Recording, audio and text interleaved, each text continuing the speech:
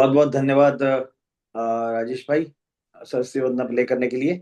अब जैसा कि हम आप आज की क्लास को आज की कक्षा को आगे चलाते हैं। एक तो रोचकपुरी सर आ चुके हैं क्या? नहीं आए अभी। एक बारी पहले आप म्यूट करके अपने आप उनसे एक बारी कोऑर्डिनेट करिए प्लीज। है, इतने मैं शेयरिंग्स ले रहा हूँ थोड़ा सा। जैसे हमारी ये परंपरा है कि हम लोग अपनी क्या क्लास की जो शुरुआत है सरस्वती वंदना के बाद हम शेयरिंग से लेते हैं। तो किसी के पास कुछ अच्छी शेयरिंग हो इस ड्यूरिंग दिस लास्ट वीक, तो प्लीज अपना डिजिटल हैंड रेज का एक एक हमारे अभिषेक राम गोयल जी हैं जिन्होंने जूम यूजर लिख रखा है। अभी पहले तो अपना नाम चेंज करिए, आपका नाम बहुत अच्छा है। और आपने डिजिटल हैंड की जगह फिजिकल हैंड रेज करा है तो आपको मौका देते हैं। आप इसको नाम चेंज कर लेना ड्यूरिंग द ठीक। क्लास। हाँ, यस प्लीज। हाँ अतुल भाई, बहुत बहुत धन्यवाद। मैं क्षमा चाहता हूँ नाम के लिए। एक्चुअली ये आईपैड से मैंने लॉगिन करा है, तो इसमें मैं ज़्यादा करता नहीं, इसको ठीक करता हूँ। अच्छी बात आपने बताई। और आपने एक्सपीरियंस शेयरिंग की बात करी, तो मेरा एक्सपीरियंस है।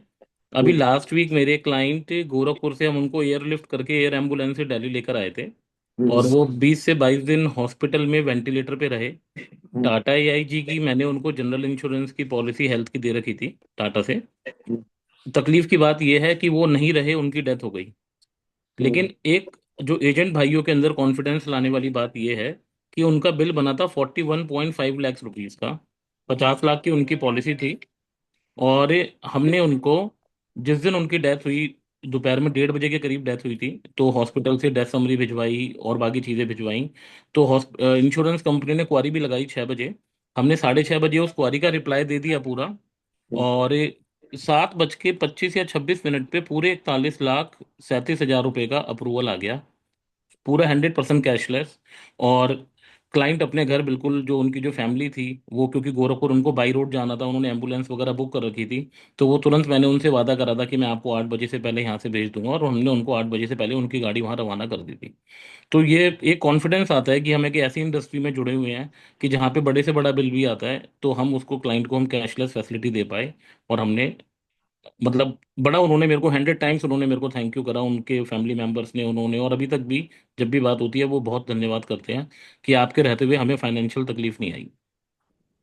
बहुत धन्यवाद। अभिषेक जी बढ़िया, बहुत बढ़िया, बहुत बढ़िया, बहुत बहुत बढ़िया। बढ़िया। अभिषेक भाई, मेरे के हिसाब से ना जो हम लोग ने इतने सालों में इस इंडस्ट्री के अंदर देखा है ना, तो वो मुझे जो समझ आया है कि उसके अंदर जो मुझे एक चीज समझ आती है कि हमने तरीके से पॉलिसी को, कि जब हमने पॉलिसी अंडरराइट कराई ना, उस टाइम पे हमने सारी डिक्लेरेशन दे रखी थी।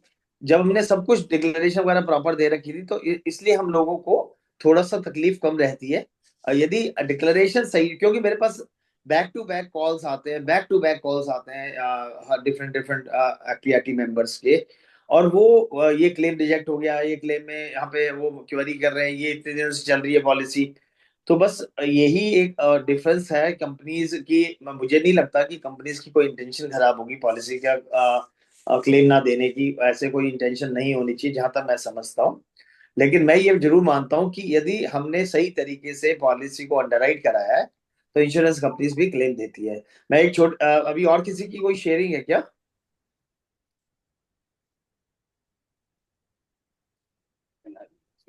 कोई शेयरिंग नहीं है। ये तो हमारा जनरल का बैग लेके घूम रहा है भाई, सुनील नायक भाई साहब। है भैया? जैनवन के कहाँ पे हो सुनील भैया आज? मैं बाहर आया हूँ सर। अच्छा अच्छा, बाहर आए। मैं वेरी गुड। देखो जी डेडिकेशन जी, देखो, तभी मैं। डैंग साहब हाँ। का डेडिकेशन देखो। बाहर आने के बाद भी अपने एफपीआरटी क्लास को मिस नहीं करते। यही यही दिखाता है कि कितनी रिस्पॉन्सिबिलिटी है, क्योंकि अल्टीमेटली एफपीआरटी एक वो एफपीआरटी जो है ना, वो एक जिम्मेवारी भी है, ठीक है ना। तो ये जिम्मेवारी अपनी ले रहे हैं, ये भी बहुत बड़ी बात है सब लोगों के लिए, अच्छी बात है सब। एक डिजिटल तालियां तो बजाई दे रही है सब सुनील नायक जी के लिए। बहुत तत्पर रहते हैं हमारे एफपीआरटी क्लासेस को लेकर के। आज की जो आज की जो स्पीकर है वो भी बहुत आराम से अवेलेबल नहीं होते। तो वो जब मेरे पास सुनील नायक जी का फोन आया कि सर ऐसे ऐसे रोची सर को लेना चाहते हैं तो आप बात कर लीजिए, मैं कहा सर मैं बात नहीं कर पाऊंगा, क्योंकि मैं, मेरे अंदर इतनी पावर नहीं है कि मैं रोचकपुरी सर को बुला सकूं। तो ये भी, इस बात का भी सौभाग्य हमें मिला कि सुनील नायक साहब ने इस बात की जिम्मेवारी ली और आज रोचकपुरी सर को आज के सेशन में बुला पाए। ये हम लोगों की उपलब्धि है कि हमारे पास ऐसे योद्धा अवेलेबल्स हैं जो हमारे को ऐसे ऐसे बड़े से बड़े बड़े लोगों को, एक अच्छे स्पीकर को हमारे को सहज अवेलेबल करा देते हैं। ऑल दो रुचोपुरी सर हमारे बोर्ड मेंबर हैं, लेकिन क्योंकि उनकी व्यस्तता बहुत सारी जगह पे है, बहुत सोशल ऑब्लिगेशन वो चल रही है आजकल, उनकी आंटी जी की तबीयत थोड़ी सी बढ़िया नहीं चल रही है, तो पिछले 6-8 महीने से तो घर में भी काफी व्यस्त है, लेकिन सबके बावजूद भी सबका ध्यान रखते हैं। ये हाँ, ये रुचो सर की ग्रेटनेस है। तो मैं सुनील सर का भी धन्यवाद देता हूँ कि भाई थैंक उन्होंने यू आज सर, थैंक आज यू। रोचक जी को हमारे लिए अवेलेबल कराया। तो अभी और किसी का डिजिटल हैंड रेज नहीं है, तो मैं आज के स्पीकर में जाने के से पहले एक और छोटी सी शेयरिंग करना चाहता हूँ। मेरे साथ भी एक ऐसा ही क्लेम था कि पिछले दिनों एक हमारा क्लेम, एक क्लाइंट इमीडिएटली दिवाली के बाद 2 दिन के बाद वो उनको डायलिसिस के लिए हॉस्पिटल जाना पड़ता था। तो वो डायलिसिस के लिए जब हॉस्पिटल गए, और 2 दिन दिवाली के एग्जैक्टली 2 डेज हो गया बाद उनको वहां पे मैक्स बालाजी हॉस्पिटल में डायलिसिस के लिए गए, और डायलिसिस करते करते उन्हें कार्डियक अरेस्ट हो गया और वो वहीं पे एक्सपायर हो गए। तो उसके बाद क्योंकि उस टाइम पे बहुत सारी कंपनीज के कैशलेस नहीं थे, कैशलेस फैसिलिटीज नहीं थी, तो वो रिएम्बर्समेंट में क्लेम डालना पड़ा। और उससे पहले भी हमने कुछ क्लेम्स रिएम्बर्समेंट में डाले थे, जो उसी क्योंकि वो प्रोसेस रेगुलर चल रहा था। एक तो किसी का चाचा आप अपने म्यूट कर लीजिए प्लीज। आप लोगों से सबसे रिक्वेस्ट है, जब तक किसी को बोलने को ना बोला जाए, अपना ये माइक्रोफोन जरूर ऑफ रखिए, क्योंकि उससे पूरी एक तो रिकॉर्डिंग नहीं अच्छी आएगी, और दूसरा ये है कि जो हम बोलना चाह रहे हैं या सुनना चाह रहे हैं वो सब प्रॉपर तरीके से नहीं होगा। तो वो बेसिकली वो कैशलेस डिनाय कर लिया गया। तो हम उस कंपनी के जो इंडिया हेड है उनसे बहुत दिनों से कोशिश कर रहे थे मिलने के लिए, और अभिषेक राम जी गोयल जी की बदौलत हम उस एक अभी पिछले हफ्ते हम मिल पाए कंपनी के सीईओ से। और मिलने के बाद हमने से हमारे पास आज 15-20 मिनट तक तो हमारी ऐसी डिस्कशन चलती रही, क्योंकि अभिषेक जी के अच्छे दोस्त हैं वो। तो उन्होंने बड़ा मतलब हम कैजुअल डिस्कशन ही करते रहे। और उसके बाद लास्ट में जब 10 मिनट में उन्होंने कहा रहे आप कुछ किसी काम के लिए आए थे, बताइए क्या है, क्या काम है। तो हमने, क्योंकि वो मेल पे उस पे व्हाट्सएप पे तो बहुत दिनों से 1.5-2 महीने से ये प्रोसेस चल रहा था, क्लेम डिनाई कर दिया था उन्होंने किसी चीज को लेकर के कि ये 2021 में प्रोसेस कराया था आपने, और 2022 में पॉलिसी ली थी, उसमें आपने डिस्कशन नहीं करा, जबकि ऐसा कोई प्रोसेस हुआ नहीं था। तो ये बात हम अपनी बात बोले जा रहे थे, लेकिन जैसे ही हमने उनके सामने ये डिस्कशन रखा, तो उन्होंने, हम लोग शायद मुझे जहां तक ख्याल है दोपहर में 12:30-1 बजे के करीब वहां पे उनके पास बैठे थे, और उन्होंने चाय नाश्ता उनके साथ कर रहे थे हम लोग। और रात को हम, उसके बाद हमारा एक कहीं एक कॉमन प्रोग्राम था, हम मानेसर में गए थे हम लोग। तो वापस में जब हम 12 बजे के करीब 12, 12:30 बजे वापस आ रहे थे, तो लेस देन 12 आवर्स हमारे पास रात को मैसेज आया 12 बजे, इट इज डन। और आप लोगों को जान करके इतना अच्छा लगेगा कि 8,32,500 रुपए का क्लेम था, 8,32,500 रुपए पूरा का पूरा अप्रूव हुआ, विदाउट ए सिंगल पैनी डिडक्शन। तो ये एक क्योंकि हमें भी थोड़ा सा तो ये कॉन्फिडेंस था कि हमने कोई गलत चीजें नहीं कर रखी थी। बट क्या होता है कि हम अपनी बात किसको समझाएं, जो समझने वाले लोग हैं वो अपनी अपनी ही बात करते हैं। तो यदि आप, हम लोगों ने रीजनेबली सही तरीके से करा है और हमारे इंडस्ट्री के अंदर रिलेशंस ठीक हैं, तो हम लोग अपनी बात को तरीके और अच्छे तरीके, क्योंकि सीनियर जो है ना, वो सीनियर हमें पहचानते हैं कि भाई हम लोग किस तरीके से काम करते हैं मार्केट के अंदर। जो लोग आज इंडस्ट्री के टॉप प्लेयर्स हैं, उनमें जो टॉप मैनेजमेंट्स हैं, उन लोगों को कहीं ना कहीं हमारे काम करने के तरीके को पता है। तो यही मैं आप लोगों से सबसे बोलना चाहता हूँ कि आप जो भी लोग इस इंडस्ट्री के अंदर काम कर रहे हैं, चाहे बेशक वो लाइफ इंश्योरेंस का काम कर रहे हैं, चाहे बेशक वो जनरल इंश्योरेंस का या म्यूचुअल फंड का भी काम कर रहे हैं, आप पूरे प्रोफेशनलिज्म से काम कीजिए, पूरे अच्छे से। कोई भी काम जल्दी में मत कीजिए, कोई भी काम लालच में मत कीजिए, क्योंकि ये सब चीजें जो छोटे मोटे लालच होते हैं ना, ये फॉर द टाइम बिंग तो अच्छे होते हैं, लेकिन बाद में ले जाके आपको कहाँ फंसा देंगे, यू डोंट नो। तो मेरी आप लोगों से रिक्वेस्ट है कि आप लोग सब अच्छे से करिए। अब हमारे मेरे ख्याल से अभी कोई और शेयरिंग का मेरे ख्याल से टाइम भी नहीं रह गया अब हमारे पास। यदि हमें शेयरिंग का टाइम मिलेगा तो लास्ट में 1 सेकंड मेरे पास, एक लास्ट मैं शेयरिंग जरूर लूंगा। पुनीत जैन ने डिजिटल हैंड रेस किया, तो वो अभी स्विट्जरलैंड से वापस आए हैं। वेलकम पुनीत भाई। नमस्ते भैया, सभी को मेरा प्रणाम। हाँ राम नमस्ते। राम। मैं अभी एक कंपनी की तरफ से स्विट्जरलैंड गया था। हम्म। इंडिया हार्डली 15 लोगों ने क्वालिफाई किया था हेल्थ वर्टिकल से। I was one of them. लेकिन वहां पे जाके पता लगा कि मतलब कि लोग काम करते हैं, जितना हम काम करते हैं उससे डबल डबल काम करते हैं। और कंसिस्टेंटली काम कर रहे हैं।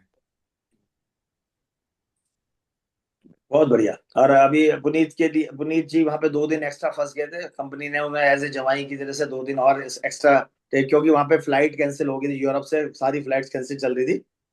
तो हमारे एफपीआरटी के प्रधान श्री राजेश चेतन जी भी गए हुए थे। तब मुझे पुनीत के रूम पार्टनर थे वो, और मुझे बार बार उन्होंने एक ही बात, जितनी बार मेरी चेतन सर से बात हुई, हर बार उन्होंने एक ही बात कहा, ये बच्चा बहुत बढ़िया है यार, बहुत सेवा कर रहा है मेरी। तो मैंने कहा इसको इस चीज के पैसे दिए गए हैं, ये सेवा तो करेगा ही करेगा, ठीक है ना। मैं कहा इसको इस बात के, ये आपकी सेवा नहीं करेगा तो इसको वापस इंडिया आना भी तो है। तो ये बड़ा अच्छा सा बच्चा है। और 2 दिन एक्स्ट्रा रहे, थोड़ी सी हमें टेंशन रही, चेतन सर के पास थोड़े मेडिसिन का थोड़ा स्टॉक कम था, लेकिन बाय द गॉड ग्रेस जब वो वापस आए तो जब तक का अरेंजमेंट था उनके पास, तो ये सब चीजें बहुत अच्छी रही। अब हम आगे ज्यादा बातें ना करते हुए आज के स्पीकर श्री रोचकपुरी के पास जाते हैं। रोचकपुरी सर हमारे एफपीआईटी के बोर्ड मेंबर हैं, by profession he is a company secretary. और इंश्योरेंस का, लाइफ इंश्योरेंस, म्यूचुअल फंड और जनरल इंश्योरेंस का एक अच्छा काम करते हैं। बेसिकली उनका जो पर्पस है, उनके पास क्लाइंटेज थोड़े से कम है, लेकिन उनकी एक क्वालिटी रही है, जो उनके पास क्लाइंट्स हैं वो वेरी सेटिस्फाइड क्लाइंट्स हैं, बहुत सेटिस्फाइड क्लाइंट्स हैं। और मैंने एक चीज आज तक समझी है, क्योंकि मैं इनको अपना एक तरह से गुरु भी मानता हूँ, क्योंकि हम आर गोपीनाथ सर से जितने भी क्लासेस लेते हैं, जब हम उसको रिव्यू करते हैं तो सबसे मतलब गोपीनाथ सर हमें बहुत अच्छे से समझाते हैं, सब कुछ अच्छा है, लेकिन जब हम रिव्यू करते हैं तो हमें और अच्छे से मिलती हैं चीजें। और वो रिव्यू कराने का प्रोसेस हमने रोचक सर को दे रखा है, कि वो रोचक सर हमें पूरी क्लास पूरी कराते हैं। तो मैं ऐसी शख्सियत को यदि अकेला बुलाऊं, और ये सबसे बड़ी बात यह है कि अभी फैमिली कमिटमेंट्स की वजह से ये अवेलेबल नहीं है, मतलब थोड़ी सी इनकी सुबह की कमिटमेंट्स रहती हैं फैमिली के लिए। लेकिन उसके बावजूद भी यदि आज ये एफपीआरटी का सेशन लेने आए हैं, और ये इस नियत से आए हैं कि आज के सेशन के बाद यदि 31 मार्च तक लोगों का कुछ काम बड़ा निकल जाए, है, तो वो ये बोलते हैं कि भाई यदि मेरे मेरे एफर्ट से, मेरे मेरे आज के सेशन से यदि किसी लोग आज सुनने वाले लोगों को, जितने लोग अभी ज्वाइन किए हैं और उसके बाद जो लोग बाद में यूट्यूब में देखेंगे, उन लोगों को यदि कुछ वैल्यू मिली और उन्होंने मार्च का महीना इनकैश किया, तो वो सोचेंगे कि आज का ये जो टाइम उन्होंने दिया है वो उनके सार्थक हुआ है। मैं ऐसी शख्सियत को अकेला बुलाऊं बहुत अच्छा नहीं लगेगा। आप लोग सब लोग चैट बॉक्स भर दीजिए। इतनी बड़ी शख्सियत को बुलाने के लिए यदि अब हम थोड़ी सी मेहनत करेंगे, थोड़ा से वेलकम करेंगे, तो हमें आज के जो अभी नेक्स्ट 45 मिनट्स हैं बहुत अच्छे मिलने वाले हैं। क्यों, और ये मैं आपको सब लोगों को विश्वास दिला रहा हूँ, 45 मिनट के बाद आप लोग सब लोग जरूर ये बोलेंगे कि आज का सेशन, अभी हम प्यासे रह गए, हमारे को पूरा और हमें रोचक सर को सुनना है। तो उसके लिए हम बात बात रिक्वेस्ट करते ही रहेंगे, कोई ऐसी बात नहीं है। मैं अब ज्यादा टाइम ना लेते हुए आज के स्पीकर श्री रोचकपुरी सर को इनवाइट करता हूँ। Rochakpuri sir, now the stage is yours. नमस्कार अतुल भाई, नमस्कार सभी एफपीआरटी के मेरे भाई बहनों। अ, अतुल भाई तो एक्चुअल में किसी को चढ़ा रहा हो तो ऐसे ही चढ़ा देते हैं कि उनकी बात हम सुनते नहीं है, उनकी बात नहीं सुनेंगे तो हमने इंडस्ट्री में रहना नहीं है क्या। तो ये तो उनका प्यार है। एनीवेज दोस्तों, आज ना हम ज़्यादा समय नहीं लगाएंगे बातों में, फालतू बातों में। लेकिन हाँ, मैं आज कुछ ऐसी चीज़ें आपसे शेयर करने वाला हूँ जो अभी, जैसे अभी अतुल भाई ने बोला कि हम गोपीनाथ जी से लगातार लर्निंग्स लेते रहते हैं। तो हम गोपीनाथ जी से लर्निंग्स लेते हैं, वही उसी से रिलेटेड मैं कुछ आपसे ऐसी बात करने जा रहा हूँ जो हम इंश्योरेंस की इंडस्ट्री के सभी लोगों के लिए बड़ी काम की चीज़ है।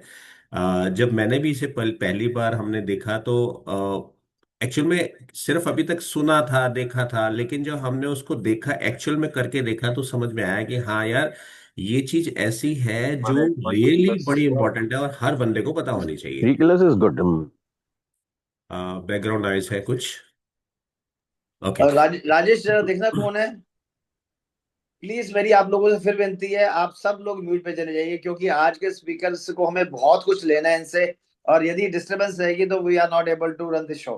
प्लीज मेरी आपसे रिक्वेस्ट है, आप उसको म्यूट पे ले आइए सब लोग।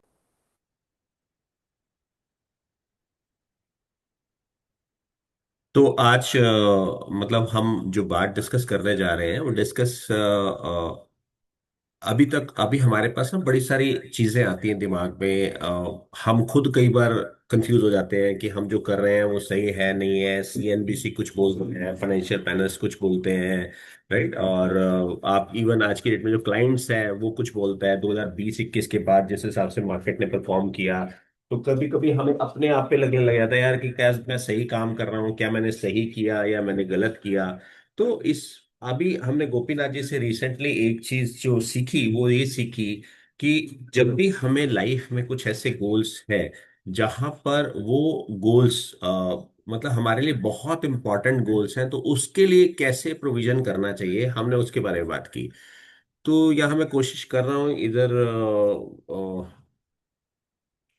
स्लाइड शेयर करने के लिए। हाँ, हो गया शायद। तो हमने जो बात की वो यहाँ पर डिस्कस जो कर रहे हैं हम लोग, ये कर रहे हैं कि किस तरह से हमें जो अपने गोल्स है उसको अचीव करना चाहिए। ये आई एम श्योर कि हम सब लोगों की जिंदगी में बड़ा इम्पोर्टेंट पार्ट प्ले करेंगे जो आज मैं आपसे शेयर करने जा रहा हूँ। और ना कि मतलब इस बात के लिए कि हमें जब लोगों से डिस्कस कर रहे हैं, उनकी प्लानिंग कर रहे हैं, तो उस वक्त क्या देखना चाहिए, बल्कि इसके लिए भी कि आज की डेट में कई लोगों के पास ऐसी ऑप्शंस आती हैं कि जीवन लाभ है, सरेंडर हो रहा है, जीवन आनंद है, सरेंडर सरेंडर हो रहा है, लक्ष्य है, सरेंडर हो रहा है। क्या किसी को ऐसा फेस करना पड़ रहा है? प्लीज चैट बॉक्स में मी लिख लीजिए, एम एम लिख लीजिए, मैं समझ में आ जाऊंगा कि भाई हमें जो कहना चाह रहा हूँ सबके साथ ऐसा है। क्या आपके लिए भी सरेंडर्स, आपकी पॉलिसीज में भी सरेंडर्स आ रहे हैं? एंड यहाँ पे सब लोगों ने वेलकम किया, धन्यवाद आप सबका, मैंने अभी चैट देखा। आप, थैंक यू सो मच। तो आप ये प्लीज, अगर आपके साथ भी सरेंडर की दिक्कत आ रही है तो प्लीज से यस या मी, हाँ एम लिख दीजिए, बिल्कुल ठीक है। कुछ लोगों के साथ आ रही है, कुछ लोगों के साथ, 4 ही लोगों के साथ आ रही है, तो फिर अतुल भाई ये शेयर करने का क्या फायदा है? इतनी प्रेजेंटेशन शेयर करें क्या? जब लोगों को परेशानी नहीं आ रही तो हमें ही आ रही है, तो क्या कहते हैं अतुल भाई? देखो ऐसा होता है, पहली बात तो अभी लोग अभी धीरे धीरे बढ़ रहे हैं कि उन्हें आपकी बात थोड़ी धीरे से समझ आएगी, तो समझ आएगी तो फिर उसके बाद ये सेशन हमारा ना यूट्यूब पे भी जाता है, जहाँ पे 2,500-3,000-4,000 लोग जाते हैं देखने के लिए। मैं ओके। ये चाहता हूँ कि सेशन कंटिन्यू रखें, और ओके। यदि यहाँ पे भी लोगों को अभी कुछ ना कुछ वैल्यू मिलेगी, और उसके बाद आगे भी फिर लोगों को, जो लोग यूट्यूब पे जाएंगे वो भी देखेंगे। ठीक है, चलो चतुल भाई आपने बोला तो हम इसको कोशिश करते हैं शेयर करने की। तो दोस्तों, जब भी हम लोगों से डिस्कस करते हैं तो हम पहले लोगों के पास बात करते हैं। मेरे ख्याल से एफपीआरटी का हर जो व्यक्ति एफपीआरटी से जुड़ा हुआ है या किसी भी ट्रेनिंग से जुड़ा हुआ है, तो हम सब लोगों में से कोई भी ऐसा लोग नहीं है आज की डेट में जो पॉलिसी जाके बेचते हो। हम सब लोग डिस्कस करते हैं, वहां जाके सॉल्यूशंस की बात करते हैं। हम सबसे पहले जाके उनकी नीड को असेस करते हैं, राइट। तो नीड असेस करने के बाद हमें पता चलता है उनकी जरूरत क्या है, उनके गोल्स क्या है। उनके गोल्स को हम आइडेंटिफाई करते हैं, क्या वो गोल्स क्या जरूरी गारंटेड गोल्स हैं, प्रिडिक्टेबल गोल्स हैं, क्या सच में गोल्स आने वाले हैं या अंदाजे वाले गोल्स हैं। हम उस सब की बात करेंगे, राइट। तो जो गारंटेड गोल्स हैं, किस तरह के, जैसे हर एक की व्यक्ति की लाइफ में जो गोल्स आते हैं, किस तरह के गोल्स आ रहे हैं। जैसे अब एक न्यूली मैरिड कपल है तो उसका अगर अभी न्यू बेबी हुआ है तो उसके लिए गोल ये हो सकता है कि यार उसको बच्चे के लिए हायर एजुकेशन के लिए कहीं भेजना चाहते हैं। वो हार्वर्ड भेजना चाहते हैं, एमबीए कराना चाहते हैं, डॉक्टर बनाना चाहते हैं, इंजीनियर बनाना चाहते हैं, पायलट बनाना चाहते हैं, राइट। तो उनको पता है कि यार हायर एजुकेशन के लिए हमारे को पैसा चाहिए होगा, हमारे लिए गोल डिसाइडेड है, राइट। या अगर हमें बेटी की शादी करनी है, वो गोल है 25 साल में, 26 साल में उसकी शादी करनी है तो करनी ही है। तो गारंटेड गोल्स है, पक्का गोल है ही है। हमें रिटायर होना है तो हमें किसी पे डिपेंड नहीं करना, वो गारंटेड गोल है, गोल है ही है, राइट। तो सबसे पहले तो हम किसी के पास जाते हैं तो हम सबसे पहले तो यही देखते हैं उनकी जरूरत क्या है। उसके बाद हमने जैसे यहाँ एफपीआईटी के अक्सर सेशंस में हमने बात की, डिस्कस किया, जब भी हम गोल डिफाइन करते हैं कि भाई हमारे को एजुकेशन में, हायर एजुकेशन में ये पैसा चाहिए, ये शादी में ये पैसा चाहिए, तो हमारे को उसमें कितना पैसा चाहिए हम वो कैलकुलेट करते हैं, राइट। अब अगर मान लीजिए फॉर एग्जांपल एक बिटिया की शादी के लिए एक फैमिली में 1 करोड़ रुपया मिनिमम चाहिए, क्योंकि उनके फैमिली में सब लोगों का इतना खर्चा चाहिए ही होता है भाई। अगर आज की डेट के हिसाब से अगर देखें जो भी खर्चा है उसको इन्फ्लेशन लिंक्ड बना लें तो 1 करोड़ रुपया बनता है। फॉर एग्जाम्पल हमने इन्फ्लेशन बीच में डाल दिया तो 1 करोड़ से कम में काम नहीं चलेगा। तो 1 करोड़ क्या है, वो आपका मिनिमम लेवल पे गोल हो गया। जो मैं आगे बताने जा रहा हूं तो उसको मैं समझाने की कोशिश कर रहा हूँ, थोड़ा सा इसको ध्यान से सुनिएगा। तो पहले, सबसे पहले हमने आइडेंटिफाई किया कि बेटी का शादी का गोल है। दूसरा, उसमें मिनिमम पैसा कितना लगेगा, that is minimum goal, right. हाँ, 1 करोड़ की जगह अगर 2 करोड़ मिल जाते हैं तो हो सकता है उसको लगेगा कि यार बढ़िया, अच्छा काम हो गया, मैं तो किसी को भी यार आराम से मतलब घर बैठे काम कराऊंगा, और कोई भी आएगा उसका चेक काट के दे दूंगा, मैं ज्यादा परेशानी नहीं करूंगा, बेस्ट टू बेस्ट केटरर के पास जाऊंगा, बेस्ट टू बेस्ट होटल वाले के पास जाऊंगा, और मैं ये काम करा दूंगा, मेरे को 2 करोड़ हो जाए तो बहुत अच्छी बात है। अब उनसे बात की हमने, भाई 3 करोड़ हो जाए तो कैसा है, तो यार तो बहुत अच्छी बात है, 3 करोड़ हो जाए तो मैं यार डेस्टिनेशन मैनेज कर दूंगा, मैं तो बेटी को शादी पे गाड़ी भी गिफ्ट दे दूंगा, राइट। तो हम इस तरह से बात करेंगे, डिस्कस करते हैं।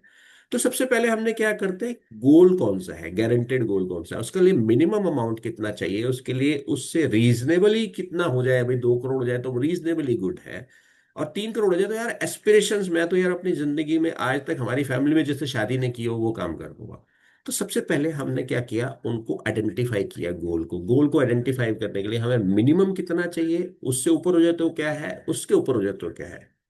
तो यहां हम बात कर रहे हैं जो गारंटेड गोल कौन सा, जो मिनिमम 1 करोड़ तो चाहिए, उसके बिना तो शादी होगी नहीं, राइट। उससे ऊपर अगर 1 करोड़ नहीं आया, फॉर एग्जाम्पल 2 करोड़ नहीं हुआ, तो 1 करोड़ की शादी तो हो ही जाएगी। 2 करोड़ नहीं हुआ तो बस ज्यादा से ज्यादा ये होगा, मैं कंफर्टेबल बंदा नहीं होगा, थोड़ा सा जाके नेगोशिएट करना पड़ेगा, और शादी तो हो जाएगी। और 3 करोड़ वाला बात है, अगर 3 करोड़ नहीं हुआ तो ज्यादा से ज्यादा डेस्टिनेशन मैरिज नहीं जाएगा, पर 1 करोड़ तो कम से कम चाहिए ही चाहिए। तो जो 1 करोड़ मिनिमम है, सबसे पहले हमने वो आइडेंटिफाई किया। उसके ऊपर हमारे को क्या करना चाहिए, उसको कैसे सेव करना चाहिए, उसे सर्टेन गोल है, वहां यहाँ बात कर रहे हैं हम सर्टेन गोल, प्रेडिक्टेबल गोल, वो गारंटेड गोल है। तो क्या वो सर्टेन गोल, गारंटेड गोल, प्रेडिक्टेबल गोल को क्या हमें अनप्रेडिक्टेबल मेथड से सेव करना चाहिए, नहीं? मैं आपसे क्वेश्चन पूछ रहा हूँ, से यस और नो। कोई भी ऐसा गोल जो गारंटेड है, जो प्रेडिक्टेबल है, मिनिमम 1 करोड़ चाहिए ही चाहिए, क्या उसे हमें प्रिडिक्टेबल, ऐसा कोई पैसा, जिस जो ऐसा कोई इंस्ट्रूमेंट में पैसा लगा के फंड करना चाहिए जिसमें प्रिडिक्टेबली ये पैसा मिल जाए, या अनप्रिडिक्टेबल, मिल गया तो मिल गया, नहीं मिला तो नहीं मिला, राइट। तो मेरे ख्याल से सब लोग ये कहना चाह रहे हैं कि हाँ, हमें अनप्रिडिक्टेबल में नहीं करना चाहिए, शायद ये सभी कल अनप्रिडिक्टेबल में नहीं करना चाहिए, शायद मेरे ख्याल से यही कहना चाह रहे हैं, हाँ ओके। तो हमारे को सबसे पहले जब हमने वो देखने की जरूरत है कि हमें वो पैसा कहाँ लगाना चाहिए, इस टॉपिक का नाम भी हमने क्या लिखा, सर्टेनिटी ट्रम्स वोलेटिलिटी। अब यहाँ पे कई लोग ट्रम्स कुछ और मायने मायने ले सकते हैं, मतलब हम सब जानते हैं, मतलब आज की डेट में वोलेटिलिटी किन महानुभाव के कारण हो रही है, पर यहाँ हम उसका मतलब वो नहीं है। एनीवेज, तो यहाँ हम बात करते हैं कि trumps, why certainty trumps volatility, उसके बारे में डिस्कस करेंगे आज इसमें टोटल मिला के। तो जब भी हमने सबसे पहले गोल की बात की, गोल पे बात करने के बाद हमने उनके पास अगर कोई प्लान लेके गए तो प्लान डिस्कस किया, उनसे जीवन लाभ डिस्कस किया, या जीवन आनंद डिस्कस किया, या हमने एंडोमेंट प्लान डिस्कस किया, जो भी हमें आपको उनको उनकी रिक्वायरमेंट के हिसाब से आपने प्लान दिया। तो सबसे पहले क्वेश्चन आता है, आखिर क्यों एंडोमेंट, क्यों एंडोमेंट ही दें, तो एंडोमेंट क्यों देना चाहिए, उस मिनिमम गोल के लिए हम उसकी बात करेंगे। कुछ चीजें हैं जो हमारे को एंडोमेंट, या हमारे पास जीवन आनंद में, या जीवन अपना जीवन लाभ में, या जितने भी एंडोमेंट प्लान्स में जो इनहेरेंटली छुपी हुई है, हमें उसको समझना होगा। वो क्या है, समझते हैं। ओके। तो सबसे पहला जो है वो उसमें, जब हम लाइफ इंश्योरेंस के एंडोमेंट प्लान्स के थ्रू सेव करते हैं, तो होता क्या है, वो एक ऑब्लिगेशन लेने के जैसा है। ऑब्लिगेशन का मतलब क्या हुआ, हमने अपने आप को एक कंपल्शन में डाल दिया, हमने अपने आप को ना एक मजबूरी में डाल दिया। जब हम अपने आप को किसी मजबूरी में डाल देते हैं तो वो काम अचीव हो जाता है। मजबूरी में कैसे, जैसे एक लोन ले लिया तो उसकी ईएमआई देना एक मजबूरी होगी कि यार ये करना ही पड़ेगा। तो जब भी हम अपनी लाइफ को मजबूरी में डाल देते हैं तो उसको बोलते हैं ऑब्लिगेशन। तो सेविंग जब हम लाइफ इंश्योरेंस के थ्रू करते हैं तो हम अपने आप को एक मजबूरी में डाल देते हैं कि यार वो गारंटी में 1 करोड़ रुपया चाहिए था ना, चाहे वो शादी के लिए चाहिए था, चाहे वो उसकी हायर एजुकेशन के लिए चाहिए था, या कोई रिटायरमेंट प्लानिंग के लिए कुछ चाहिए था। तो वो पैसे के लिए हमने अपने आप को मजबूरी में डाल दिया, ये तो करना ही पड़ेगा, ये आज मेरी रिक्वायरमेंट नहीं है, ये फ्यूचर रोचक पूरी की रिक्वायरमेंट है। लेकिन अगर हम ये काम किसी और प्रोसेस से करते हैं, जब अगर हम ये सोचें कि ये काम हम कोई और तरीके से सेव करते हैं, डिसाइड करते हैं कि यार हम ना एक काम करते हैं, 1 लाख रुपया साल का बचाना शुरू करते हैं, 1 लाख रुपया महीने का बचाना शुरू करते हैं, किसी और मेथड से करते हैं, वो कोई भी मेथड हो सकता है। जो रेगुलर हम रेजोल्यूशन लेते हैं, जो रेजोल्यूशन में हम अपने को कंपल्शन में नहीं डालते, तो कंपल्शन में डालने का ना डालने का मतलब क्या हुआ कि हम फिक्स नहीं करते किस डेट पे और कितना पैसा हम जमा करेंगे। मजबूरी में डालने का मतलब किस डेट पर कितना पैसा हम डिसाइड कर रहे हैं कि हम सेव करेंगे, वो कंपल्शन है, वो मजबूरी है। लेकिन हम दूसरे ऑप्शन में क्या करते हैं, एक रेजोल्यूशन लेते हैं। जैसे हम 1 जनवरी को रेजोल्यूशन लेते हैं कि मैं वॉक पे जाऊंगा, कितने लोग 15 जनवरी के बाद उसको कंटिन्यू करते हैं। तो रेजोल्यूशन का काम यही होता है। रेजोल्यूशन का मतलब जहां पर आपको फ्लेक्सिबिलिटी मिल गई, जाए तो जाए, नहीं जाए तो जाए ना जाए। जैसे फॉर एग्जांपल पीपीएफ में पैसा डाला, पीपीएफ में 100 500 रुपए से लेकर 1.5 लाख रुपए तक कभी भी डाल सकते हैं आप। 1 अप्रैल से लेकर 31 मार्च तक कभी भी डाल सकते हैं। आपने आज 500 रुपए का पैसा का अगर पीपीएफ में जमा कराया तो आपको 500 रुपए की रिसीट मिल जाएगी। आपने 1.5 लाख का किया तो 1.5 लाख की रिसीट मिल जाएगी। वेर एज एंडोमेंट प्लान में अगर आपका प्रीमियम 1 लाख रुपए साल का, 1 लाख रुपए महीने का है, तो क्या आप वहां 90,000 जमा करा सकते हैं? आप लिखिए नो या यस, आपको क्या लगता है? 1 लाख का एंडोमेंट का प्लान है तो क्या आप 90,000 जमा करा सकते हैं? क्या वो एक्सेप्ट होगा? प्लीज से नो। तो यानी कि वो 1 लाख रुपए फिक्स है, राइट। अच्छा, अगर मान लीजिए 1 लाख रुपए आपने देना है, आज के दिन 6 मार्च को देना है, और आप वो 6 मार्च को ना देके आप कहें जी मैं तो 6 मार्च 2026 को देना था, मैं तो ना 6 नवंबर 2011 को दूंगा, तो क्या एक्सेप्ट हो जाएगा? सी यस और नो? नो। लेकिन अगर ये पीपीएफ होता तो एक्सेप्ट हो जाता। तो यानी कि जब आप अपने आप को मजबूरी में डालते हैं तो आपको कंपल्शन हो जाती है 2 चीजों की। आपको डेट की कंपल्शन हो जाती है कि इस डेट पे सेव करना है और इतना अमाउंट सेव करना है, जो आपकी एंडोमेंट पॉलिसी में इनहेरेंट है। जब और सेविंग्स होती है वहां एक रेजोल्यूशन होता है, एक टेम्पटेशन होती है कि विड्रॉ कर लो। पीपीएफ में भी ऑप्शन है विड्रॉ करने की। आज की डेट में जितने भी फ्लेक्सिबल प्रोडक्ट्स हैं, चाहे वो आप म्यूचुअल फंड्स की बात करें, इक्विटी की बात करें, क्या वो बुरे हैं? नहीं है, मैं ऐसा नहीं कह रहा, प्लीज आप मेरे को ध्यान समझिए। मैं म्यूचुअल फंड बुरा नहीं कह रहा, म्यूचुअल फंड सही है, म्यूचुअल फंड बहुत अच्छा है। म्यूचुअल फंड हमारी एस्पिरेशंस को फुलफिल करने के लिए बहुत जरूरी है, रीजनेबल जो हमारे गोल था उसको पूरा करने के लिए जरूरी है। बट क्या सिर्फ म्यूचुअल फंड सही है? ये सही नहीं है। कल अगर किसी ने आपने वीडियो देखा हो, उस पर ध्यान दीजिए। जो अदर सेविंग्स है वहां टेम्पटेशन है विड्रॉ करने के लिए। आज मार्केट बड़ी हुई है, आज मैं विड्रॉ कर लूं, सुख में या दुख में सबसे पहले क्या चीज निकल के आती है? जो फ्लेक्सिबल होती है निकलने के लिए, जो इजीली निकल सकती है। आज 25% रिटर्न आ रहा है, चलो यार निकालो, वर्ल्ड टूर घुमाओ। आज मतलब हमारे जो एक वर्ल्ड के एक महानुभाव लीडर है, उन्होंने एक स्टेटमेंट दी जिसके कारण से कल को ये प्रॉब्लम हो सकती है, वॉलेटिलिटी बढ़ सकती है, आज निकाल लो कल को डालेंगे, राइट। तो एक रेजोल्यूशन है, टेम्पटेशन टू विड्रॉ है, कभी भी विड्रॉ कर सकते हैं। या और इसमें एक लॉन्ग टर्म टेन्योर जनरली चलता नहीं है। हम लॉन्ग टर्म अगर हम देखें, जो हम अगर ये म्यूचुअल फंड्स वगैरह में अगर हम देखें, हम लॉन्ग टर्म 20 साल 25 साल 30 साल के जो सेविंग करने वाले शायद गिने चुने बहुत ही कम लोग होंगे। ये डेटा आप मतलब आप गूगल पे भी सर्च कर सकते हैं, राइट। क्या वो बुरा है? नहीं, म्यूचुअल फंड बुरा नहीं है, बट किस पर्पस के लिए कर रहे हैं हमें वो देखने की जरूरत है। तो अदर सेविंग्स में हमने देखा क्या हुआ, लेकिन जब हम एंडोमेंट पॉलिसी करते हैं तो उसमें ये हमारे लिए एक मजबूरी है। मजबूरी क्या है कि एक पर्टिकुलर डेट को एक पर्टिकुलर पैसा हमें सेव करना ही पड़ेगा, नहीं तो पेनल्टी लगेगी, नहीं तो पॉलिसी लैप्स हो जाएगी, राइट। अगर हम विड्रॉ करते हैं तो सरेंडर चार्ज लगेंगे, उसके अट्रैक्ट करता है पेनल्टी को, और जो गोल हमने लिया था 20 साल बाद 25 साल बाद वो अचीव होता है पूरा, राइट। तो अब कई बार कई लोगों को दिमाग में आता है कि यार हम, यार तो ऑब्लिगेशन की बात करते हो तो ऑब्लिगेशन लो ले क्यों? यार फ्लेक्सिबल होना चाहिए। कितने लोगों को लगता है पैसे फ्लेक्सिबल होना चाहिए? सही यस। कितने लोगों को लगता है फ्लेक्सिबल होना चाहिए, यार आज पैसे की जरूरत है तो आज निकाल लो, कल जरूरत है तो कल निकाल लो? कितने लोगों को ऐसा लगता है? प्लीज से यस। Okay, very good. कुछ लोगों को लगता है नहीं होना चाहिए, कुछ लोगों को लगता है यस होना चाहिए। ठीक है, तो हम यहाँ समझने की कोशिश करते हैं कि जब हम लाइफ को अपनी मजबूरी में डालते हैं उसका इम्पैक्ट क्या होता है। यहाँ पे सब लोग या तो शादीशुदा है, या शादी होने वाली है, या जिनके बच्चों की भी शादी हुई है, राइट। अब मैं आपसे एक क्वेश्चन पूछूं, अगर हमारे पास एक ऑप्शन हो कि हमें अपने बच्चे को, अपने पोते को, अपने भतीजे को अगर एक स्कूल में डालना है, हमारे पास दो ऑप्शन हो। एक ऑप्शन में ये एक स्कूल में जाते हैं और वहां पे टीचर ये बोलते हैं, प्रिंसिपल ये बोलते हैं, हमारा स्कूल तो फ्लेक्सिबल है, आपका बच्चा जब मर्जी आए, जब मर्जी या ना आए, हमें कोई दिक्कत नहीं है। आपका बच्चा इस साल एग्जाम दे, अगले साल एग्जाम दे, हमें कोई दिक्कत नहीं है। आपका बच्चा होमवर्क करके आए या ना आए, हमें कोई दिक्कत नहीं है। हमने बच्चों को खुली छूट दे रखी है। राइट। आप दूसरे स्कूल में जाते हैं, दूसरे स्कूल में वो ये बोलते हैं कि आपका भैया, हमारा स्कूल तो बड़ा डिसिप्लिन्ड है, स्कूल में आना कंपलसरी है, अटेंडेंस तो आनी ही पड़ेगी, आना ही पड़ेगा, अगर आप नहीं आएंगे तो पेनल्टी लगेगी।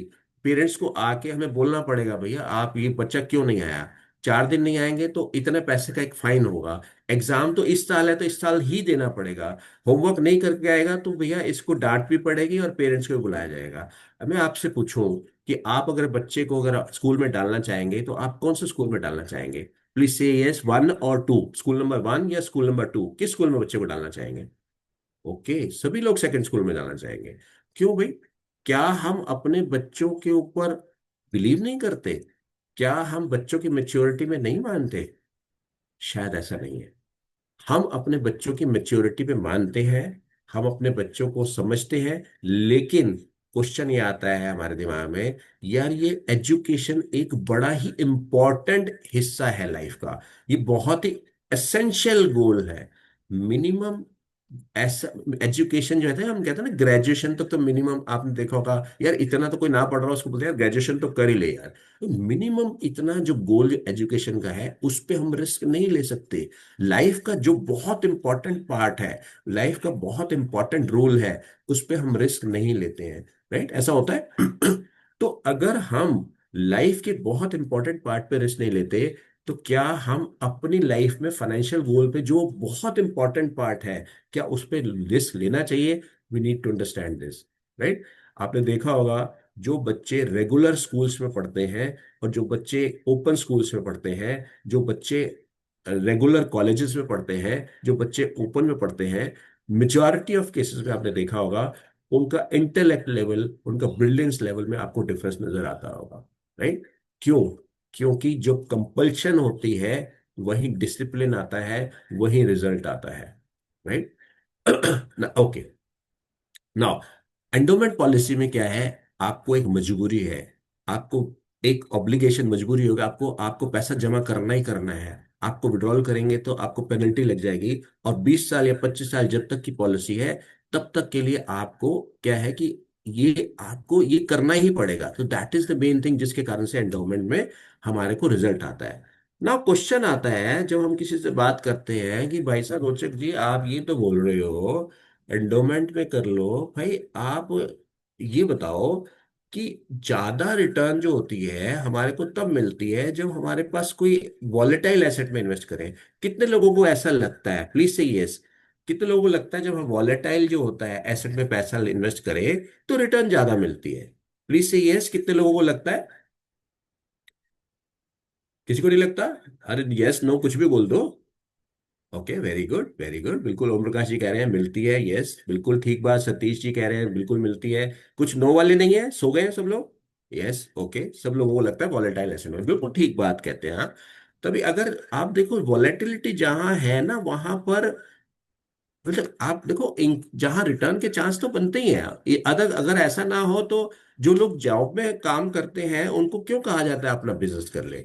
जॉब में तो एक फिक्स सैलरी है, लेकिन जब बिजनेस में काम कर रहे हैं जो वॉलेटाइल है, कभी सेल है कभी नहीं है, कभी कभी आपका जो प्रोडक्ट है उसकी मार्केट में डिमांड है कभी नहीं है, तो वॉलेटाइल है। और उसमें वो कहते हैं वॉलेटाइल में मतलब बिजनेस में बंदा पैसे ज्यादा कमा लेता है, सैलरी में कम कमा लेता है। बट क्या ये सच में ऐसा है? We need to understand this. क्या सच में ऐसा है? आइए देखते हैं।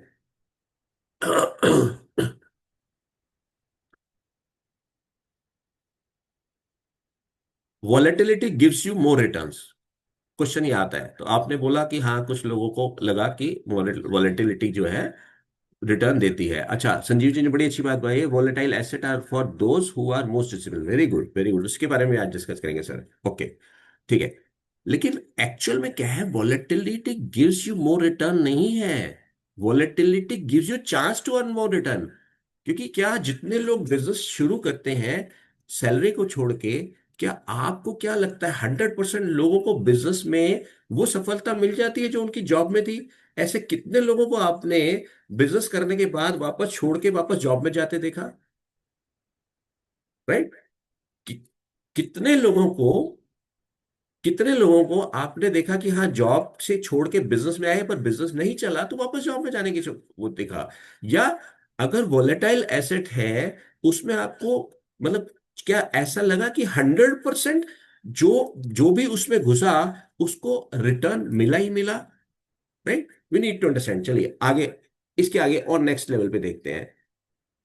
हमें हमेशा याद रखना है कि जो भी हमारे पास, we should never take risk on funding on essentials of minimum level. क्यों? क्योंकि जो हमने बात की ना, volatile asset gives you more returns, जो बात की वो chances to give you more returns है, कंपल्शन नहीं है। चांसेस का मतलब ये है, इसका मतलब ये है, चांसेस का मतलब ये ज्यादा हो भी सकता है। सॉरी मेरे ना आज स्लाइड शो नहीं चल रहा है इसका पैड पे, तो मैं ऊपर नीचे कर रहा हूँ इसलिए एनिमेशन मिसिंग है। Please forgive me for that. तो हम बात करें वोलेटिलिटी जो है वो चांस देता है। चांस का मतलब ये है कि ज्यादा मिल भी सकती है और ज्यादा नहीं भी मिल सकती है, कम भी मिल सकती है। राइट? ओके, आगे देखते हैं। We should never take risk on funding for essentials at minimum level. अब असेंशियल्स फॉर जो मिनिमम लेवल है, जैसे हमने बात की शादी के लिए 1 करोड़ चाहिए, तो अगर 25 साल में चाहिए तो 25 साल में चाहिए। लड़की के लिए लड़का मिल गया, अच्छा घर मिल गया, क्या हम एज ए पेरेंट जाके लड़के के घर वालों में बोल सकते हैं कि जाके कि यार हमने ना प्लानिंग की थी इसके लिए, वोलेटाइल एसेट से हमने प्लान किया था, सिप के थ्रू इन्वेस्ट करना शुरू किया था, बट आज की डेट में ईरान का आपको पता ही है क्या हाल हुआ है, और आपको पता ही है पिछले 1 1.5 साल से क्या सिचुएशन चल रही है। तो सेंसेक्स तो बड़ा अच्छा दिखता है, पर जो मेरा ना पोर्टफोलियो है वो थोड़ा सा कम हो गया है, डाउन हो गया है। तो क्या हम 2 साल शादी को ले एक्सटेंड कर दें? राइट? शायद अभी ऐसी सिचुएशन पोर्टफोलियो में इतनी बुरी नहीं है, पर हु नोस कि कल क्या होने वाला है। हु नोस आज से 6 महीने बाद क्या होने वाला है, साल बाद क्या होने वाला है। तो क्या हम जो असेंशियल गोल, जो मिनिमम लेवल का गोल है, जो अगर बच्चे की अगर 18 साल की उम्र में अगर उसको हायर एजुकेशन के लिए पैसे चाहिए तो चाहिए ही चाहिए, क्या हम उसे वोलेटिलिटी के हवाले कर सकते हैं? We need to understand thing. Right? Okay, अब क्वेश्चन क्या आता है, अगला क्वेश्चन, कि सेफ इन्वेस्टमेंट आप कहते हो रोचक जी कि सेफ इन्वेस्टमेंट में पैसा लगाओ असेंशियल गोल के लिए, मिनिमम गोल के लिए। और सेफ इन्वेस्टमेंट तो यार आपको बड़ी कम रिटर्न देती है। कितने लोगों को लगता है सेफ इन्वेस्टमेंट कम रिटर्न देती है? से यस, कितने लोगों को लगता है? कितने लोगों को लगता है सेफ रिटर्न जो है कम रिटर्न देती है?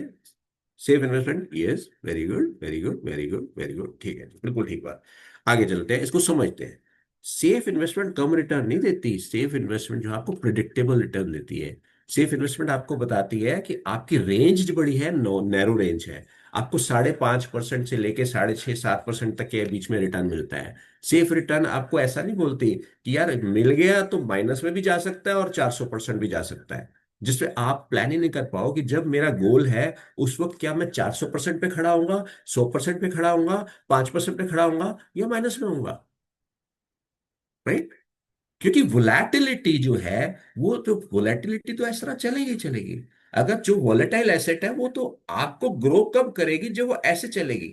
अगर वो ऐसे नहीं चलेगी तो ग्रोथ ही नहीं देगी। लेकिन क्वेश्चन ये है कि जब वो ऐसे थी और तभी गोल आ गया, तो क्या? We need to understand this. जब वो ऐसे थी तब गोल आ गया तो बल्ले बल्ले है, लेकिन जब वो गोल ऐसे है तब मेरा गोल आ गया, तो क्या होने वाला है? We need to understand this. Right? आगे चलते, तो प्रेडिक्टेबल रिटर्न्स देती है। प्रेडिक्टेबल रिटर्न्स यानी आपको अंदाजा दे देती है कि यार आपको ना 1 करोड़ रुपए चाहिए, तो यार ये आपको 6 6.5% तक आपको ये रिटर्न मिल जाएगा। ये प्रिडिक्टेबल है, इसका मतलब ये तो मिलेगा ही मिलेगा यार। बाकी जो है ना अगला 1 करोड़, उसके लिए हम थोड़ा वॉलेटाइल चलते हैं ना यार। उससे ऊपर है 1 करोड़, उससे और वॉलेटाइल चलते हैं ना, और अग्रेसिव होके चलते हैं।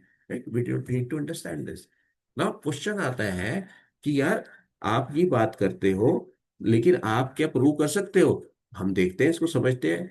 अगर अगर एक फंड अगर आप बात करें वॉलेटाइल एसेट की, म्यूचुअल फंड की बात करते हैं, अगर एक फंड जो हम फैक्ट शीट देखते हैं, जो हम आप देखते हैं ना, इस फंड ने इतना रिटर्न दिया, बिल्कुल परफेक्टली फाइन, गलत नहीं बोल रहे हैं वो, ए फंड हैज गिवन 15% यील्ड। एक फंड ने, अगर हम म्यूचुअल फंड की बात करते हैं, ये कोई भी वॉलेटाइल एसेट की बात करते हैं, यहाँ पर म्यूचुअल फंड का डेटा है हम उसकी बात करते हैं, तो 15% अगर रिटर्न जो है फैक्ट शीट में आई है, तो हमें ये समझना चाहिए, हमें जानना चाहिए कि हर इन्वेस्टमेंट को 15% रिटर्न नहीं मिली है। अगर फंड ने 15% रिटर्न दी है, तो क्या हर फंड, हर इन्वेस्टर को 15% मिली है? शायद नहीं।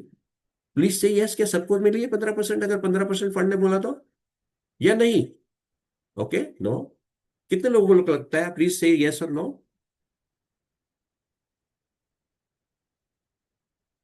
4 लोगों को लगता है। ओके, तो कुछ लोगों को लगता है हाँ। अगर 15% फैक्ट शीट ने बोला रिटर्न मिली 15%, तो सबको 15% नहीं मिली। ये किस बात पे डिपेंड करता है? गाड़ी चल रही है, इन्वेस्टर तो चलती गाड़ी में चढ़ा ना, रुकी हुई गाड़ी में तो नहीं चढ़ा। कभी आपने देखा कि गाड़ी जब रुकी हुई हो तो इन्वेस्टर चल रहा हो, वो जब चलने लगते हैं तो यार चल रही है, अब चल लो। सेंसेक्स 25,000 था, रुका हुआ है, अरे यार 30,000 आ गया चल लो, 50 आ गया चल लो, 80 आ गया चल लो। राइट? क्यों? अरे 1.5 लाख जाएगा। राइट? ऐसा होता है। तो जब चलती हुई गाड़ी में चल रहे हैं, तो कब चढ़े, कब उतरे, और बीच में कैसे परफॉर्म किया फंड मैनेजर ने या इकोनॉमी में, रिटर्न तो उसके बेस पे आएगा। पर क्या ये गलत है? नहीं, गलत नहीं है। ये तो चलता ही ऐसे है। We need to understand this science. पर क्वेश्चन ये है, क्या ये मुझे असेंशियल और मिनिमम गोल के लिए लगाना उचित है? वो सोचने वाली बात। We need to understand this. Sir Ruchak sir, housefull session हो गया हमारा। सर, यार उसको यूट्यूब पे लाइव कर देना प्लीज। राइट। फंड ने 15% रिटर्न दी, लेकिन सब इन्वेस्टर्स को 15% नहीं मिली। ये हम सब देख रहे हैं अपने पास। सब लोगों को, जो म्यूचुअल फंड काम करते हैं, जो जिनकी इन्वेस्टमेंट है, वो आप देख रहे होंगे कि फंड की इन्वेस्टमेंट तो बड़े बढ़िया बढ़िया फंड्स हैं, इतने अच्छे फंड्स हैं जिनकी रिटर्न बहुत कमाल की है। 3 साल की रिटर्न, 5 साल की रिटर्न, रोलिंग रिटर्न बहुत अच्छी कमाल की है। बट क्या सबका पोर्टफोलियो उतना आ रहा है? नहीं आ रहा। आप खुद चेक करें, सिर्फ मेरी बात पर न जाए, आप खुद चेक करें। ओके, अब आगे देखते हैं, समझने की कोशिश करते हैं। ये मिस्टर पीटर लिंच हैं। Peter lynch, Magellan fund, Fidelity investment के। ये क्या है? अगर आप देखें, ये वॉरेन बफे के मुकाबले के, अगर जिस लेवल के वॉरेन बफे को माना जाता है इन्वेस्टमेंट की फील्ड में, तो इनकी जो अहमियत है उस लेवल की है। मैगलन फंड इन्होंने फिडेलिटी इन्वेस्टमेंट का चलाया, बहुत ही सक्सेसफुल फंड। वो ये कहते हैं कि despite funds huge success, despite ने, हाँ, मतलब फंड ने तो बहुत अच्छी सक्सेस कमाई, फंड ने तो बहुत अच्छा परफॉर्म किया, पर वो कहते हैं majority of share holders lost money. अब मेजॉरिटी ऑफ वर्ड लिखा है, फ्यू नहीं लिखा। अगर वो कहते ना हाँ यार फंड ने तो बहुत अच्छा चलाया, फंड तो बहुत बढ़िया चला, लेकिन कुछ थोड़े से लोग थे यार जिन्होंने अच्छा नहीं कमाया, तो बात समझने वाली थी। वहां तो ये बोल रहे हैं मेजॉरिटी ऑफ शेयर होल्डर्स ने पैसा लूज किया। राइट?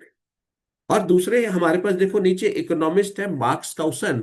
उन्होंने क्या बोला कि over the past 20 years stock market में जो है 13% का सीजीआर है, सीएजीआर है, लेकिन एवरेज फंड इन्वेस्टर को 3.5% ही मिले। पर 3.5% के लिए उसको इतना मतलब रिस्क लेने की क्या जरूरत थी?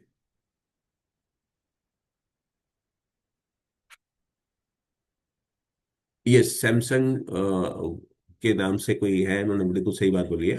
ओके, तो 3.5% लेने के लिए तो बैंक में भी रह सकते थे, सेफ्टी में भी रह सकते थे। फिर उन्होंने ऐसा क्यों मतलब किया कि भाई भाई आप एफडी में रह के 3.5% आ जाता। राइट? क्या जरूरत थी इतना रिस्क लेने की? अब क्वेश्चन ये आता है कि यार आप ये बताओ कि 3.5% यहाँ आ गया, ये वॉलेटाइल है, ये कैसे? इवन फंड मैनेजर बोलते हैं फैक्ट शीट में, स्टैंडर्ड डेविएशन बताते हैं उसमें। पर क्या हम देखते हैं? शायद नहीं। हमें क्या, मतलब हम जब देखते हैं तो क्या देखते हैं? फंड ने 15% लगाया, जिसने इस साल 20 साल पहले पैसा लगा दिया था उसने पैसे कमा लिए, जिसने 25 साल पहले लगा दिया था उसने पैसे कमा लिए। राइट यार, वो तो ठीक है, 25 साल पहले लगाया था उसने कमा लिए, हम ये देखते हैं। बट क्या एवरेज इन्वेस्टर को क्या मिला वो देख रहे हैं हम? वो फंड की है ना, वो तो रिटर्न तो फंड की है, एवरेज इन्वेस्टर की रिटर्न क्या हम देख रहे हैं? तो हमें समझने की जरूरत है फैक्ट शीट में अगर कहीं पे लिखा हुआ है स्टैंडर्ड डिविएशन, उसका क्या मतलब है? तो वो वाली बात होगी ना, स्विमिंग पूल में आप जाते हैं कभी स्विमिंग करने, वहां लिखा होता है 3 फुट का पानी, 5 फुट का पानी, 10 फुट का पानी। राइट, वो लेवल लिखे होते हैं।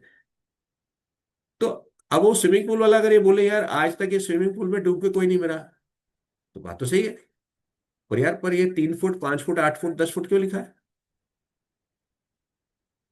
राइट, वो किसने लिखा है?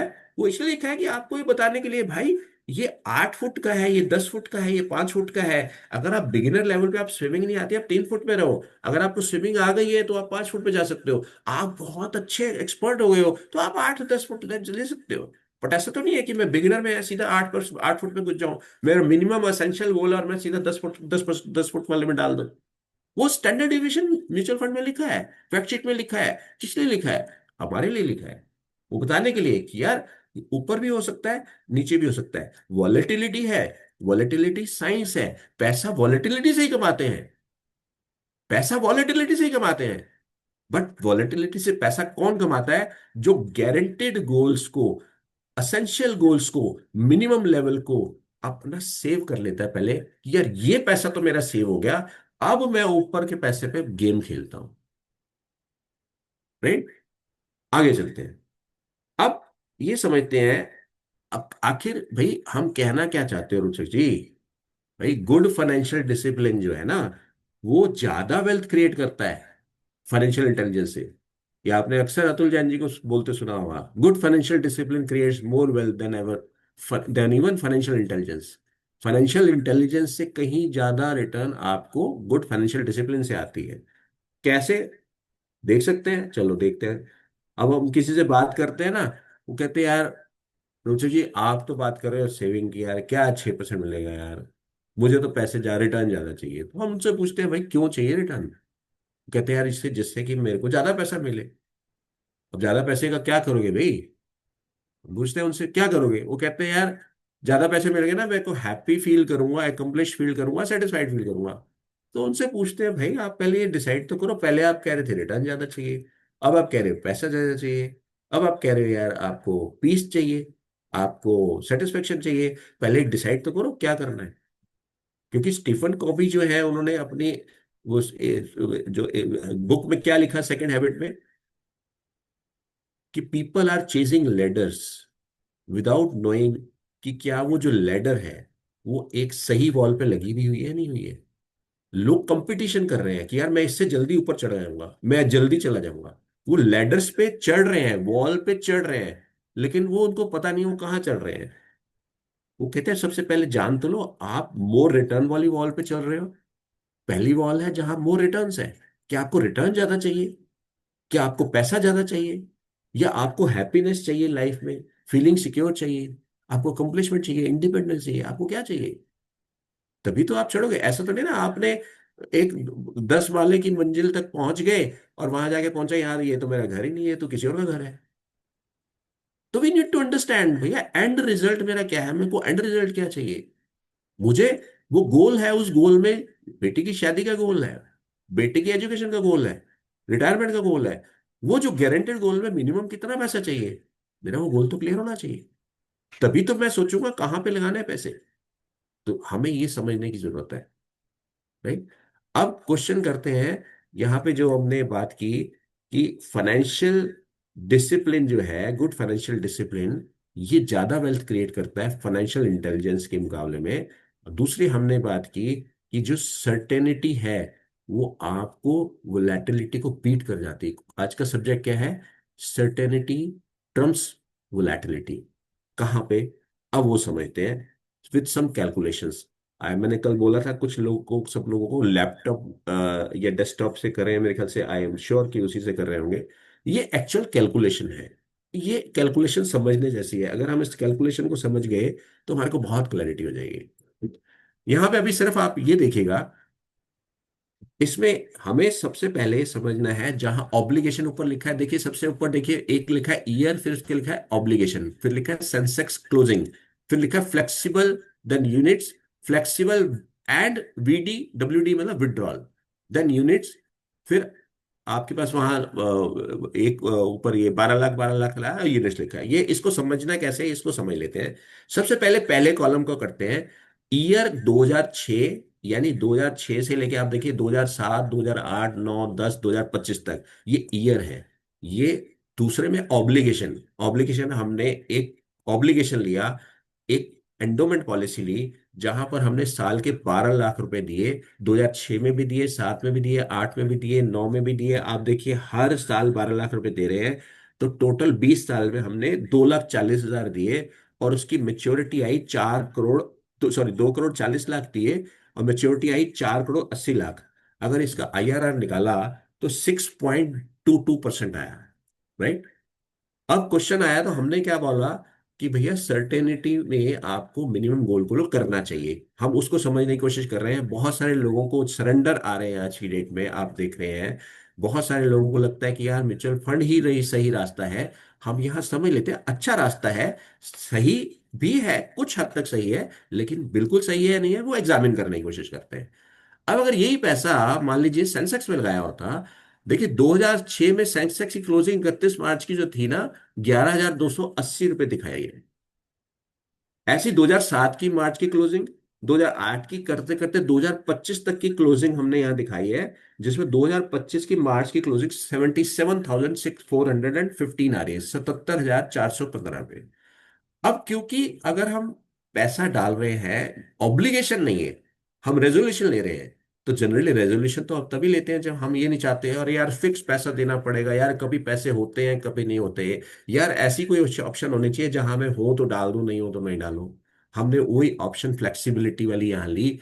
पहले साल 12 लाख डाला, दूसरे साल 1 लाख डाला, तीसरे साल 50,000 डाला, इस तरह से फ्लेक्सिबिलिटी, जब पैसे हुए तब डाल दिए, जब पैसे हुए नहीं डाले। और करते करते लास्ट 2025 तक हमने जो टोटल ये चेक किया कि हमने 2,40,00,000 एंडोमेंट में डाला था, 2,40,00,000 ही यहां डाला। अगर इसके बेस पे हमने ये काम किया, तो अगर जो पैसा फ्लेक्सिबिलिटी में डाला, दैट पैसा जो फ्लेक्सिबल 12 लाख रुपए को अगर 11,280 से डिवाइड करते हैं हम, तो हमारे को नंबर ऑफ यूनिट्स आ जाएंगे। प्लीज से यस। अगर हम जितना पैसा डाला उसको सेंसेक्स की क्लोजिंग से डिवाइड करते हैं, भाग करते हैं, तो हमारे पास नंबर ऑफ यूनिट्स आ जाएंगे। सिर्फ राकेश गर्ग जी ने बोला है, हाँ कुछ लोगों को पता चल रहा है। यस, बाकी लोगों को बताइए, अगर हम फ्लेक्सिबल जो पैसा डाला हमने 12 लाख बटे में सेंसेक्स की क्लोजिंग में हम डिवाइड करेंगे, तो हमें नंबर ऑफ यूनिट्स आ जाएंगे।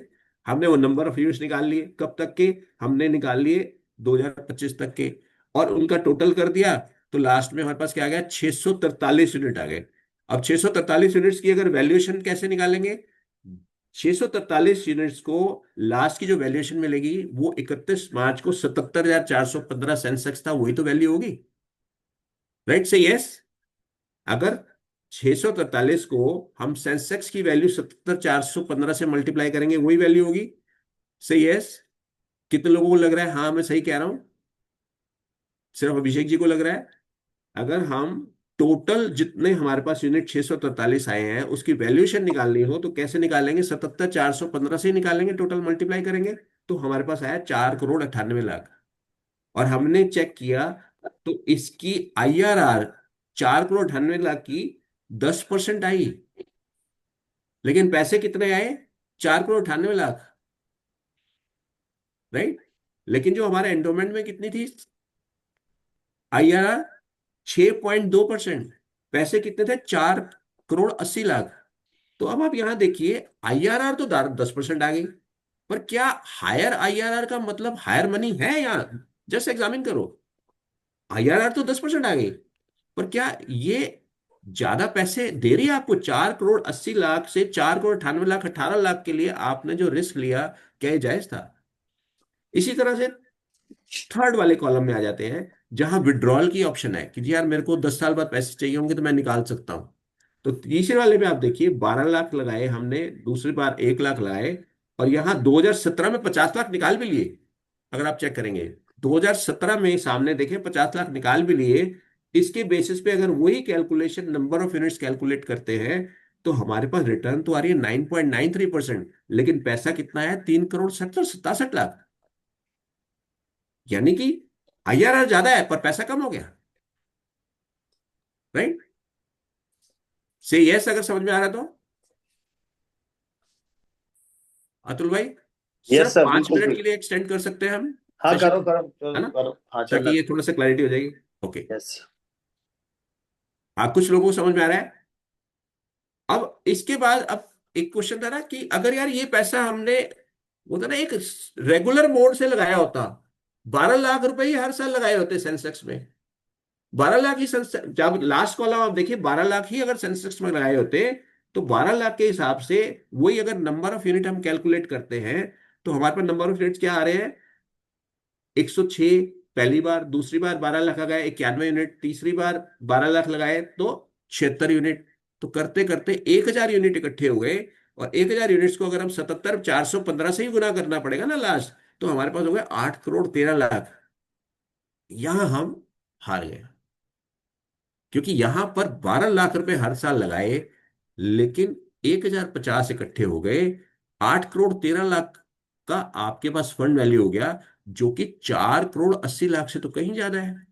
इसकी रिटर्न भी 10% है, और पैसा भी बहुत ज्यादा है। Right?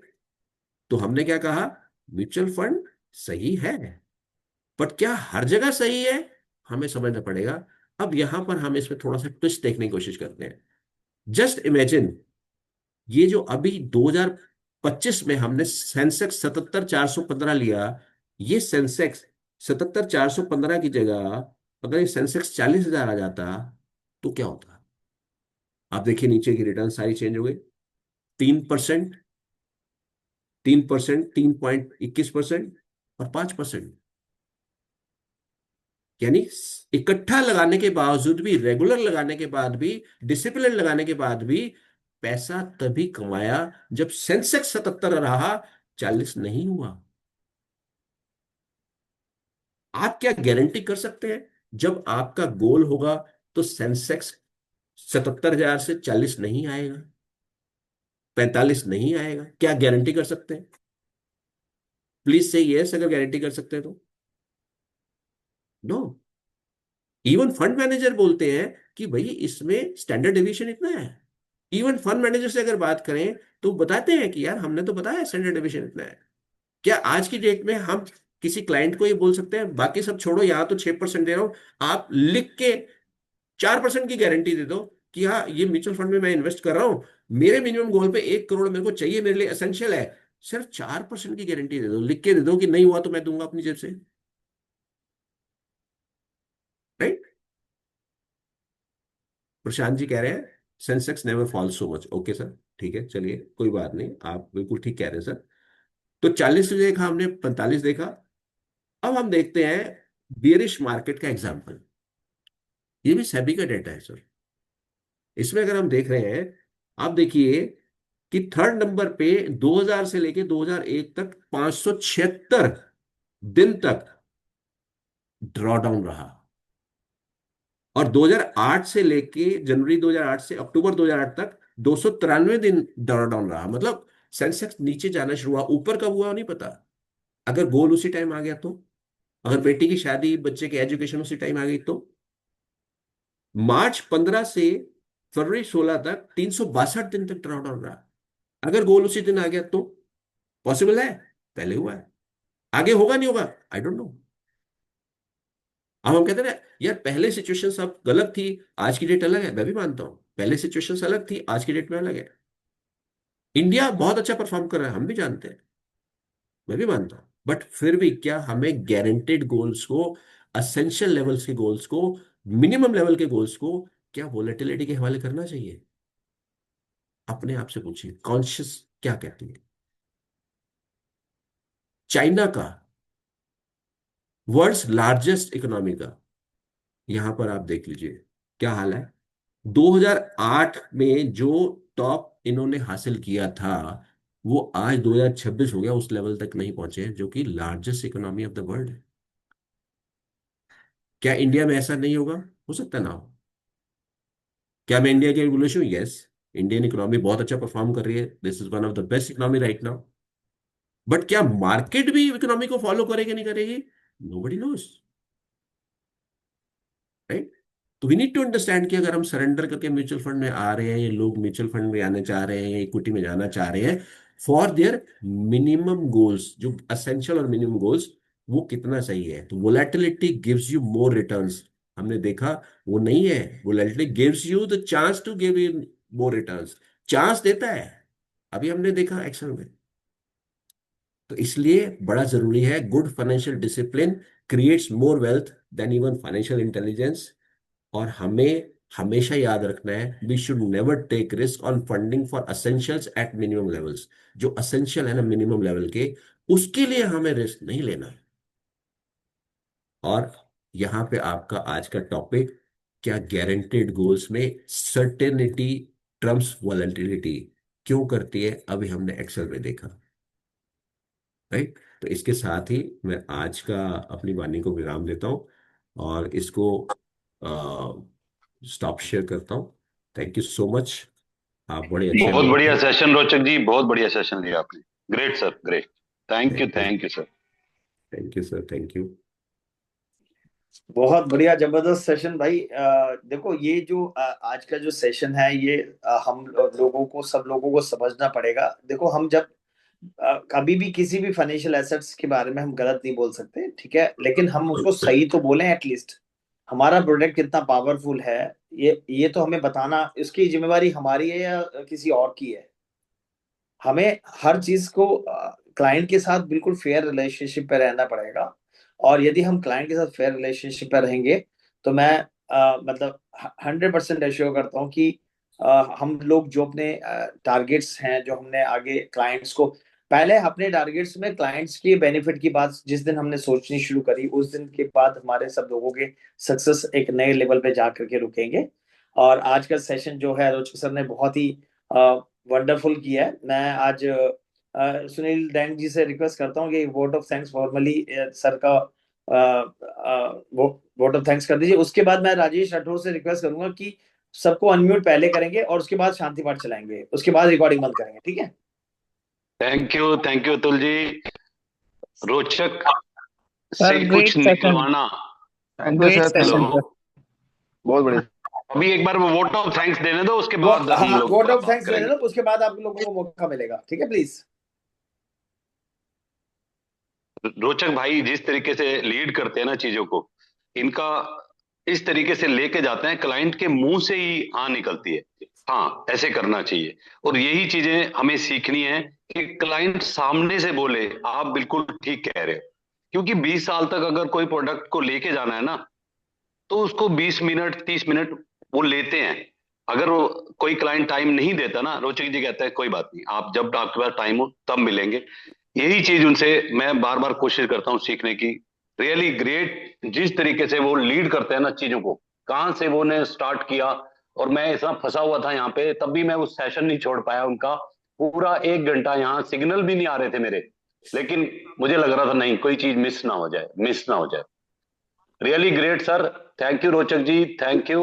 Thank thank you you, for this great session sir. Thank you, thank you. अब अनम्यूट कर दो सबको भाई।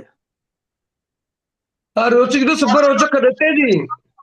Thank you sir, thank you. बहुत जबरदस्त सेशन, बहुत जबरदस्त, मजा आ गया sir. Thank you very much. Excellent session था sir, very great session. Sir बहुत जबरदस्त था सर। बढ़िया सेशन वेरी सर, आपका तो नाम ही बहुत काफी है। बढ़िया से बढ़िया जी, प्रेजेंट बहुत किया बहुत गया बहुत ही है बढ़िया धन्यवाद। Rochak ji. Convincing thank you so much. दोबारा फिर देखेंगे इसको बार बार। Sir once in the month sir का एक सेशन होना चाहिए। आज कन्विंसिंग पावर और ओके ज्यादा सर। बढ़ा। Thank you. राजेश